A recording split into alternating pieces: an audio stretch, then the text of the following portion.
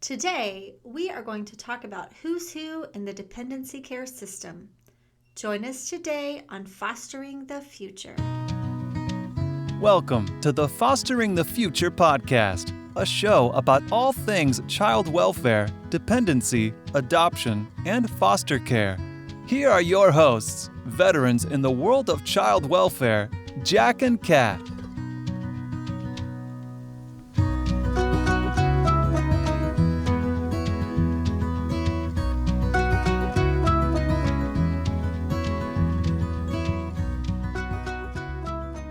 We believe that every human has incredible and equal value regardless of what side of the courtroom we sit on.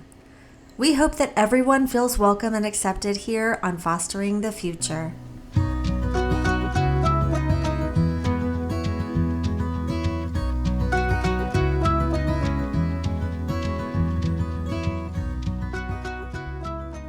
Make sure you follow us on Facebook or Instagram as Fostering the Future Podcast, or check us out on our website at fosteringthefuturepodcast.org. This is Jack, and I'm here with Kat, and today we're going to talk about the who's who of the child dependency system. So being part of the child welfare system, you and I both know there's so many different parties involved, right? Oh yeah, it can be so difficult to get caught up. Yeah, and there's a reason for every person who's involved in the system. But sometimes if you're a new foster parent or you're a biological parent whose child has just been removed, it can be very overwhelming to figure out who is who. Mm-hmm. It's so true. So today we thought we would talk about who is who in the child welfare system when we're talking about dependency, when a child has been removed from their legal guardian, who are the different players involved. So obviously the primary person involved is the child. Sometimes that is one or more than one. Usually when a removal happens, they take all children in that home out of that home. Sometimes that doesn't always happen and one kid is left and another one is removed, but usually all children are removed. Yeah, it's true, and I don't know that a lot of people know this, but sometimes someone will call in a referral on someone who's pregnant or something, and unfortunately they can't take that call until the child is actually born. So that's what that means by the child. So childhood doesn't start till day one of life. Right. Outside the womb. Right. So the child is the person who is removed from the parent.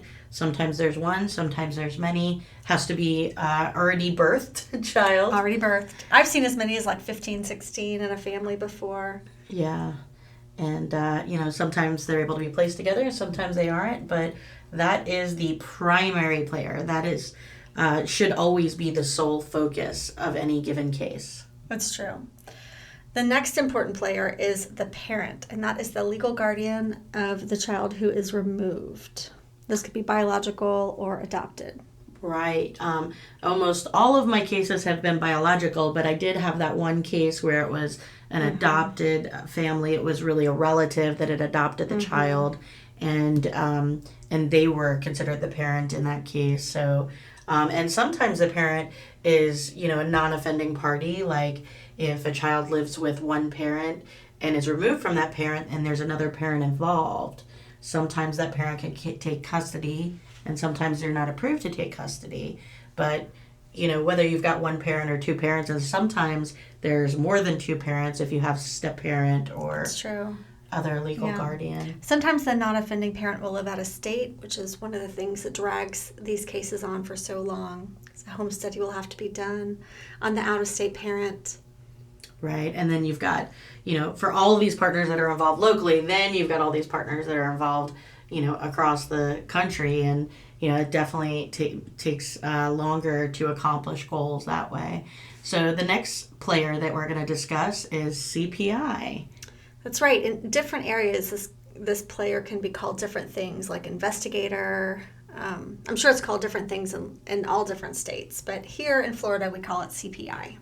Right. So the CPI is the person who investigates the abuse report and makes a determination based on certain factors whether that child needs to be removed or whether the child can be given a safety plan so that the child can stay at home and they can work with the parents to try and resolve the issues without removal happening. And of course, often there are no indicators that the abuse is happening. So then, they finish their report and they leave. In our area, the CPI is part of the sheriff's department, but in many states around the country, they're actually part of the DCF system. It's true. I think we're one of the few states where CPI is part of the sheriff's department. And it's actually a small percentage of cases that ends in removal. Last I checked, it was 5%, but that was years and years ago. So don't quote me on that. Yeah, and I think I was talking to a CPI recently, and one of the things that I mentioned is, because what I've seen when kids come into care is oftentimes many attempts have been made to keep the child in the home. And I think a lot of people think that, CPI is just out to take your kids away, but really it's a last resort. And, they're trying to work through, if there really even is a problem, they're trying to work through the problem with the family to solve it without removal. And then they're trying to find a friend or family member to help out with caregiving for the child. And, obviously when nothing else can be done, the child is then removed and CPI handles bringing that child into foster care. It's true, and sometimes that includes setting services up for the family. Or it can even be, I've seen referrals called in that the family doesn't have appropriate winter clothing for the child, or the family doesn't have electricity. So sometimes all they do is help them with their immediate need, and they call that family in need of assistance. And that's it. And then they get back out. Yeah. I've actually had known of a couple of people where they had an issue in their home and they were concerned, so they called CPI themselves on their own situation. And the result was that CPI came out and helped them solve their problems, whether that was therapy or getting them in touch with certain resources. So, CPI really is out there to just, make sure everybody's safe and help when possible. The next player is placement. And so you have a lot more experience with placement than I do. Sure. So placement is the partner that basically when CPI has to remove a child, they fill out a referral, and that is given to placement. And placement, they also call it intake, at least in our area. Now, placement receives the information about the child who was removed, or the children, if it's a sibling group, and locates and matches that child or sibling group with someone to care for them. So they're looking primarily for foster homes. If the child needs a medical foster home, they will go to see who has a medical foster home with an open bed. If the child is able to go into traditional foster care, they're looking for a foster home available that is willing to take a child that is of that age and that gender. And a worst case scenario, sometimes they have to place that child in a group home. But yeah, placements, basically they take that intake from CPI after removal happens and find somewhere for that child to go. That's right. And it's really good for a foster parent to have a good relationship with their placement people. Is that right? Yeah, it really is, because, the people at placement, they really want the best for these kids. They have such big hearts. And which is, probably part of the reason that when they call me, it's so hard to say no, because I know how much they care about that child is just seeping through the phone, and then I just want to help, So having a good relationship with the people that work in placement, I feel like is really important, because they know my family, they know what works for us, they know what doesn't work for us. They know that, if they send a child with a certain behavior, then that's not going to work well with my other kids. Also they'll know when my kids are leaving and when I'll have open space available. So I really love the placement team that I've worked with, and really appreciate them. And my 3 kids who've been adopted, when they were placed with me, especially one, because there was, it was a very specific situation, and I always make sure they're invited to adoption hearings and stuff. And I think I've got a picture of one of them actually was able to come, she got someone to cover for her at work and came to one of my son's adoptions. And that's so nice. I got a picture of the 2 of them together. Well, that's what I'm thinking of. I remember you saying something like, "Oh, I've got to answer. This is the place placement person who gave me Baby Jack. Yeah. Yeah. Yeah, absolutely. And I always teased her. I'm like, listen, you gave Baby Jack to me, and like, he's my world, and you know, I will always do whatever you ask me. Aww. Like, you won me over when you placed that child in my arms. So yeah, placement is a pretty special place. Aww. So the next player involved is the caregiver, the person responsible for caring for the child on a day-to-day basis. Generally, that's the foster home, the foster parents. It could also be a relative or a non-relative caregiver. Basically, whoever ends up being responsible for taking care of that child on a day-to-day basis, basically substituting in for the parent until the parent is able to take the child back. So I've seen relatives as young as like 21, 22 years old, like an older sibling, you know, and they're just making it work. I've seen great-grandparents making it work. And then if kids end up in a group home, those people they're working shifts. You know, they're working 8-hour shifts, taking care of those kids. And so, I mean, the good thing about that is that means someone is usually on shift at night. But the bad thing is it means that the kids have less opportunities to bond. Yeah, well, it's an institutionalized situation, and you know, we know from experience and from our country's history and other countries' history what's happened to kids who live in an institutionalized environment. So obviously, you know, we're not the biggest fans of them. That's not the best thing for kids. But generally, it's a foster parent or a relative. Every now and then, it can also be a facility for behaviors, right, or a juvenile detention facility. The next thing we have is licensing. Right. So licensing is really, a lot of foster parents are like, who's here to help me? Everybody's here to help the child, but like, I need help with a certain situation and no one's helping me. The person who's there to help you is licensing. Everybody else is there for the child. And licensing is there for the child too. You know, they need to monitor the child and make sure the child's safe.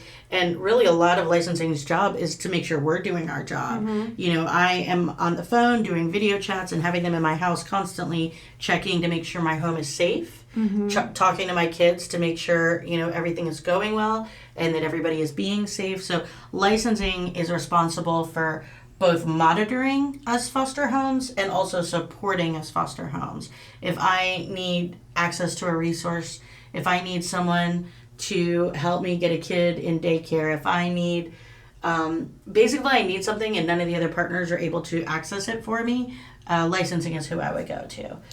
Yeah, they have a really important job. And not just supporting you guys, but, you know, when I've heard people complain, about the foster care system, you know, like parents who've just had their kids removed or just other people in general, because I've been in this field for a long, long time.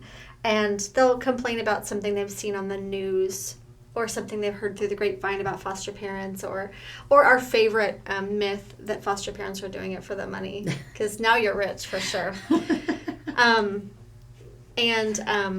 Licensing, one of the things they're there for is to make sure that the things that we see on the news don't happen again. You know, right. If something happens, if a foster parent ends up not being a good fit, you know, they're going through and they're saying what went wrong and how can we make sure this doesn't happen again. And sometimes what that ends up being is, better locks on medication or, Yeah, they send out emails like every week or so. And every time they send out an email and there's like a new rule we have to follow, we're like, oh, who did that? Like, there's a story behind every new rule. And it's just that, you know, they're doing their best to keep everybody safe. And exactly. That's like everybody's biggest job is to keep these kids safe.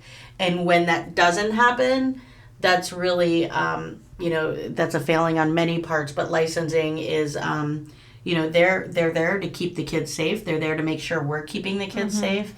And even when there's more rules, it's like there's a reason for those rules. You know, when they send out an email like, remember this, guys, remember not to do this. And it's like, you look at it and you're like, of course we don't do like that's ridiculous. They sent out an email one time that was like, don't leave your kids home alone and drive to school to drop off your other kids. Like, don't leave your infants alone. I remember that. And unfortunately, there was a story behind that. Yeah, I remember that. they're they're there to keep the kids safe. They're there to make sure we're doing our job, but they're also there to support us when we need someone to tell us how to do something. Yeah, so licensing has a really important job. Case management. So this is probably the role that we talk about maybe the most, or the role that has the most interaction with everybody. Case management is probably also the most overworked, other than CPI, Oh yeah. partner involved. Case management does almost everything. They supervise visits. They create a case plan for the parents, and the case plan is what helps parents get their kids back. It's like the contract for them to get their kids back.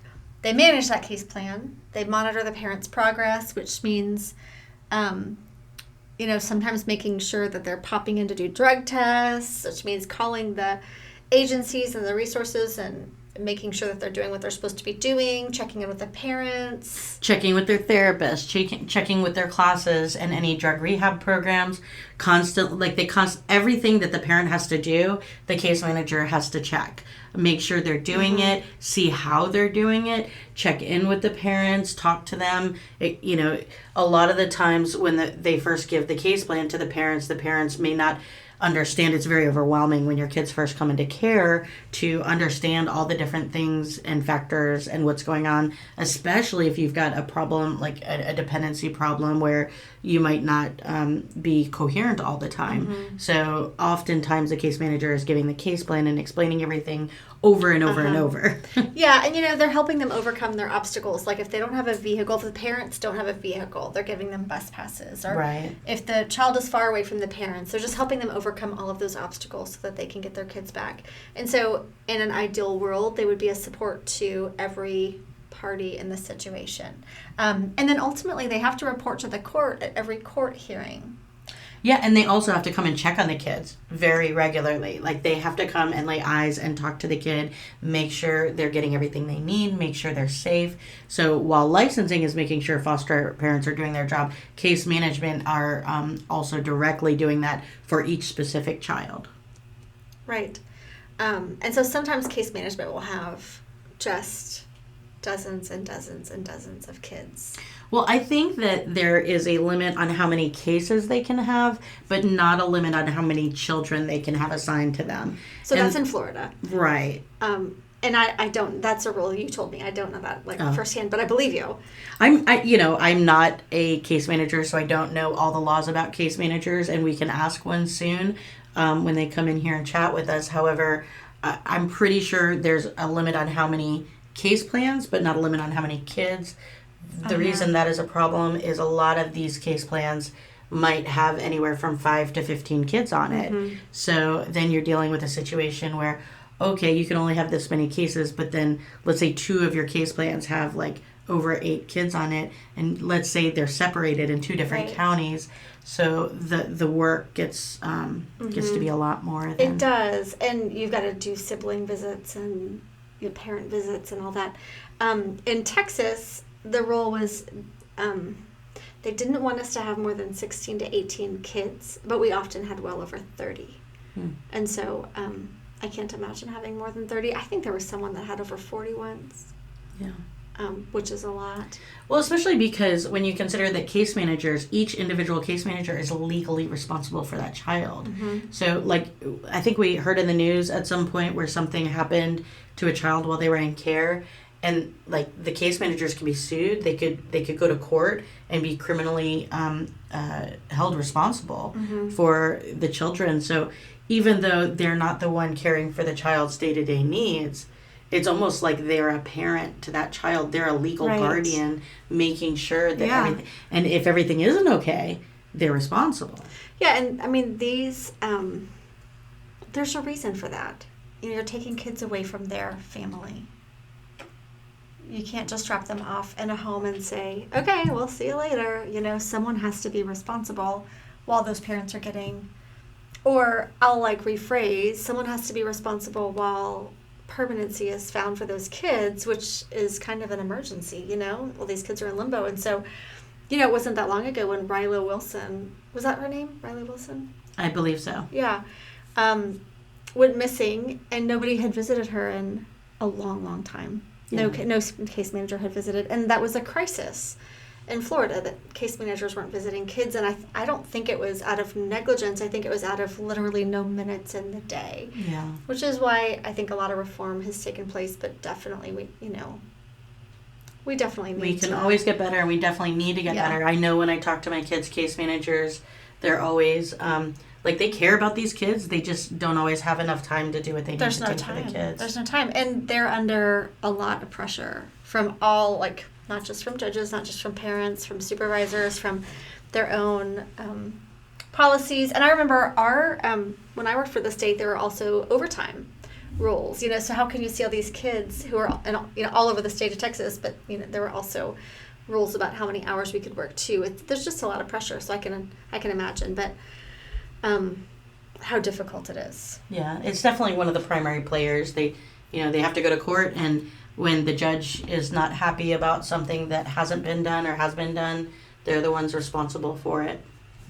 And I would say one of the changes in recent years is that judges don't handle case management with kid gloves anymore. Oh no, I mean, it's usually when with COVID we're doing court virtually, so you sit in a waiting room until your hearing is ready, and then you go in. However, previous to that, like I would go to court, and you would wait for your hearing to come, but there might be 5, 6 to 10 hearings before you, and a good portion of the time case managers were getting chewed out, and depending on the judge, they understand the limitations, but also sometimes you're sitting there and you're like, how did this not get done? Like, I was here for my kids' court last month, and I heard them telling you on your case that you need to do this. But yeah, I think that all the time too with some of my kids that I have now. I don't know. But I do have compassion for them too. Oh, 100%. I don't know how they do. I don't And the other thing is that often when I have case managers, they're usually, because of the high turnover, it is such a stressful job. They're usually very young. They're usually right out of college. And to have that kind of pressure, and I know you talked earlier about being a case manager and what that pressure was like for you at such a young age to like have these children's lives in your hands and their permanency in your hands. I can't imagine what that's like at that age. I was barely, functioning like a human at that point in time. So I definitely have all the sympathy in the world for them. It's so hard. It's a hard job for anybody. And so often they're so young and so inexperienced. And like if they haven't had kids, but they're telling these parents how to handle their kids. Yeah. And, I have worked with some excellent case managers, like really good ones. Yeah. Really, really good ones. So there's probably a personality type out there that handles that job well. If they could take a cookie cutter and like make 1 million of those guys, that would be great. Yeah, definitely need more. There aren't enough, and it's a very hard job. Another player that we have talked extensively about is the guardian ad litem. Now, in other areas, it's called a CASA, and there might be other terms in other states. However, this is the unbiased third party representing the needs and desires of the child. They visit with the child. They make sure that the kid is getting what they need. They make sure the child is safe in the home. They visit the child in the home. They visit the child in school. They report to court on, what they're seeing on the child. They report to court any needs that child has. And also in certain situations when the child is older, the child might be expressing, I really want to have more visits with my sibling. I really want to get reunified. I really want to be adopted and not go home. I don't feel safe there. And the guardian is someone that they can, when that guardian has a good relationship with them and they feel safe with them, the guardian is someone they can give this information to, and the guardian can relay it to the court without having, skin in the game. Mm-hmm. It's true. And they help really identify some of the more like fine-tuned needs of the child. Like if it's a child who would benefit from some extracurricular activities, often the guardian ad litem will help say, hey, this is a kid who probably needs to be running around a little more after school. Let's get him into soccer. I've seen them do some of that. And sometimes they can help with things like facilitating visits with parents and things like that. So I've had mostly good experiences with guardian ad litems. Yeah, I love my gals. Yeah. The next player on our list is the attorney representing the state. So this is the attorney that's fighting for the child's best interest at court. Right. So at least in our area, this is an ASA, an assistant state attorney. And this is the person who is, it's the attorney who is standing there on one side, usually with the case manager, discussing what their recommendations are. And basically everybody who's fighting for the child, the case manager, the gal, the assistant state attorney will argue the court for the child's best interest. So sometimes they have more or less involvement in the child's life, but usually it's not a whole lot. No, as a foster parent, none of my kids have ever met their assistant state attorney. Oh, that's not true. One of them did. She was older and she went to court sometimes. But I don't think really any of my other kids have met the state attorney. So the state attorney is basically not looking at the child, but they're looking at facts. What were the conditions of removal? What has the parent done to rectify them? The assistant state attorney, even though they're fighting for the best interest of the child, they're really determining whether the parent has done what they're supposed to do and made the changes to bring the child home safely. Often, many of the parties aren't even allowed to contact the state attorney because that would be a conflict of interest. There are situations where the foster parent can provide information to the state attorney. Mm-hmm. There's opportunities for foster parents to fill out forms that the court sends out to provide information. But the state attorney, they're the one who, if a child needs to be TPR'd, which is when you terminate the parental rights, they're the one who fights for that to happen. Or when the child is ready to be reunified, they go to the court and say, this child's ready to be reunified, the parent has completed their tasks, and that's our recommendation to the court. Okay, so the next person on our list, the next player, is the judge. The judge is the overseer of the court process. They make decisions based on the best interests of the child.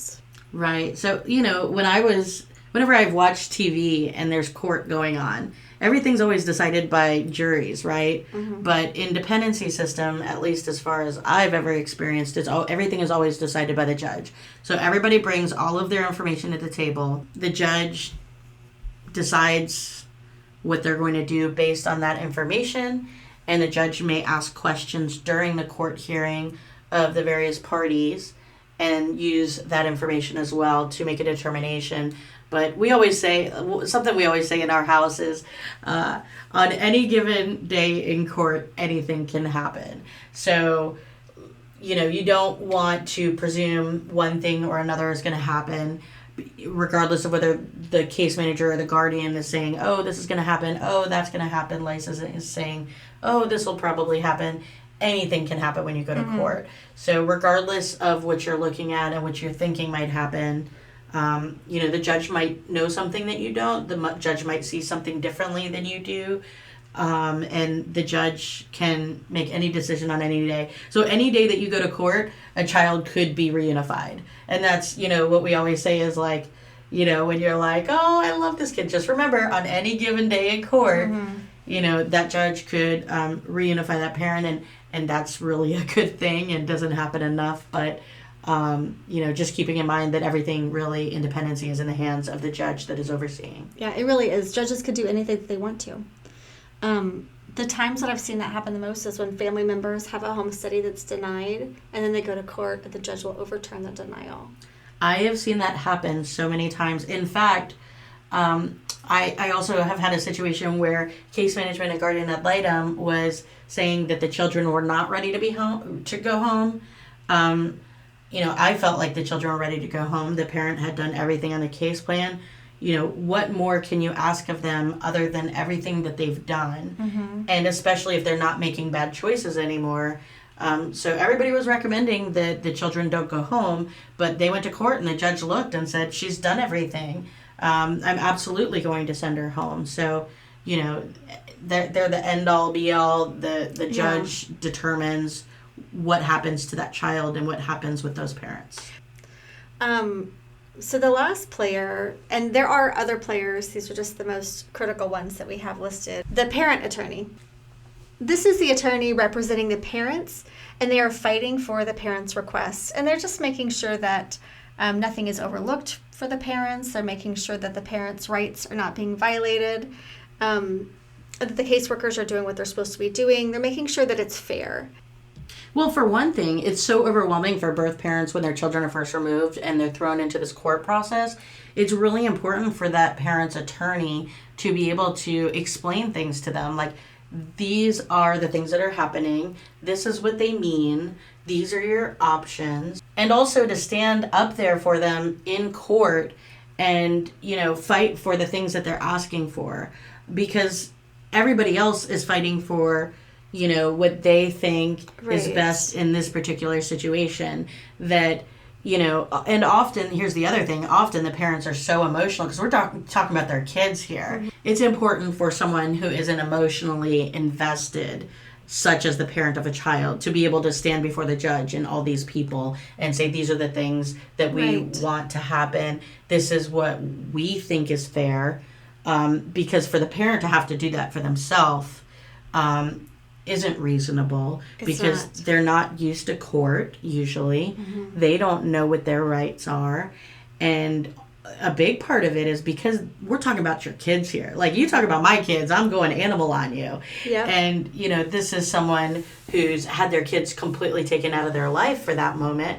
So, of course, they're going to be emotional. And to expect them to be reasonable and professional and ask for the things they want and know what they are, what rights they have is asking a lot. So it's really important for them to have an attorney who is, an advocate for them, an advocate for their rights, and making sure that, their kids are getting contact with them and visits. Right. And, when it's time for those kids to go home, that they're going home. Exactly. Someone who can help them navigate the court system and speak for them. Like, for instance, often parents will be given the right to an hour visit a week or 2-hour visits a week. And by the time I get to them, when I'm writing a CBHA or something, their child has been in care for over a month and they haven't had a single visit. So an attorney is someone who can help them really make sure that they're getting that visit that they are supposed to have. Right. And usually this is an attorney who's appointed by the court during one of the initial hearings. Every once in a while, a parent will hire a private attorney as their attorney to represent them in court, but most of the time they're being appointed by the judge in the courtroom. Yeah, and I remember when this change took place, and I think that was a really important time because parents everybody has an attorney. Child Protective Services has an attorney, the child has an attorney, and then the parents are alone. And if this was a parent who couldn't even, their mental health was suffering and they couldn't even clean their house, imagine how difficult it is to now navigate a court system and try to get their kids back. Or if it was someone who's struggling with drug abuse, is barely, getting through their own rehabilitation, how overwhelming. Even being a foster parent for quite some time doesn't really teach you everything you need to know about what's going to go on in a courtroom. And I learn things all the time. And, I've been doing this for years, so someone who is in the middle of having their kids removed can't be expected to navigate that alone. Right, it's true. So they really need to have that person in their corner, so it's awful. So those are all the main players, and, we'll talk more about them soon, but, we wanted to have a quick overview on that, so thank you for joining us. Thanks again. Thank you so much for joining us today. Make sure you subscribe and follow us on social. We hope that you join us again next time and keep on fostering the future.